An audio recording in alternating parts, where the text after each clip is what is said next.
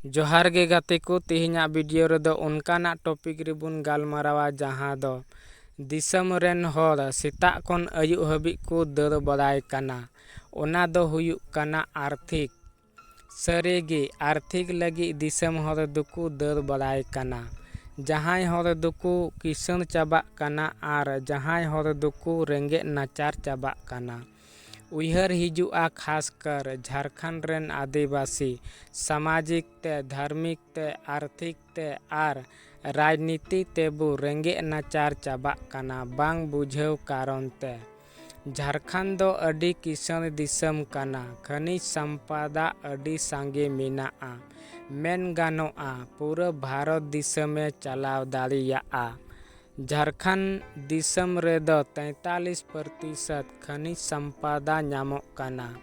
झारखंड सरकार जुदी main लेखान Dubai लेका दिसमे बेनाव दाड़ियाआ मेनखान सरकार ईमानदार पूर्वक बाय कमी काना बांखान संविधान कानून बांग बड़ाय कारण ते झारखंड दिसम इन किसान दिसम ताहेन तुलुई नोंडेन को आदिवासी रेंगे जलाते नालहा तुमल लगी इटा दिसम तेकु सेनोक काना झारखंड सरकार नित हबी स्थानीय नीति नियोजन नीति बाय बिनाव आकाते ओलोक पढ़ा कोड़ा कुड़ी बेरोजगार रेंगे नाचार मिना कुआ नुआ कारण ते आर्थिक स्थिति अडी खराब गिया झारखंड दिसम दो आदिवासिया गाड़ काना मलिक बिना जगह रे कोकोय जोंग लिकाबु सजाव आकाना आबुआ दिसम रे आबुआ राज बांग काते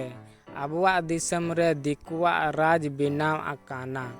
झारखंड पोनोत बिनाव काते 12 सिरमा हुई सद इना मेनखान ओलोक पढ़ा आदिवासी कोड़ा कुड़ी को पुलिस क्लर्क चपरासी इमाना सरकारी चाकरी हों बांको नाम दाड़ियाक काना बाहरे खन हे आकान दिकु पुसी गिकु गाबो जोंग काना आदिवासी बंचा सनाये बुन खान भाषा संस्कृति बंचाव हुयुआ माने समाज बंचाव हुयुआ चिदा जे समाज नियगी संविधान रे अधिकार बुन नाम आकादा समाज गुजुआ इने खान आबो बो गुजुआ आर आदिवासिया समाज दो गुजु डहार रे सेटेर आकाना चिदा जे सांगे होर आर्थिक लगी को दर बड़ाय काना समाज लगी दो बांगे समाज बंचाव माने दो आबुआ भाषा ते ओलोक पढ़ा हुयुक दरकार मंझी थान जाहिर थान बंचाव लगी सरकार से कोन धर्म कोड नाम दरकार CNT SPT संविधान रेना हक अधिकार को नाम दरकार काना तबेगी आबुआ दिसम रे आबुआ राज लेका बुझा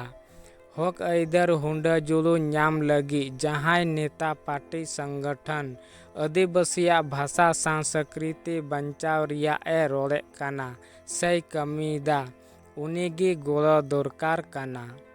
वीडियो नेल तायनम उयहर माबुन खेरवाल कुआ अरिचली बंचाव दरकार से बांग नुंकान ऑक्तो घड़ी गे मनमिया उपरुम हुयुक काना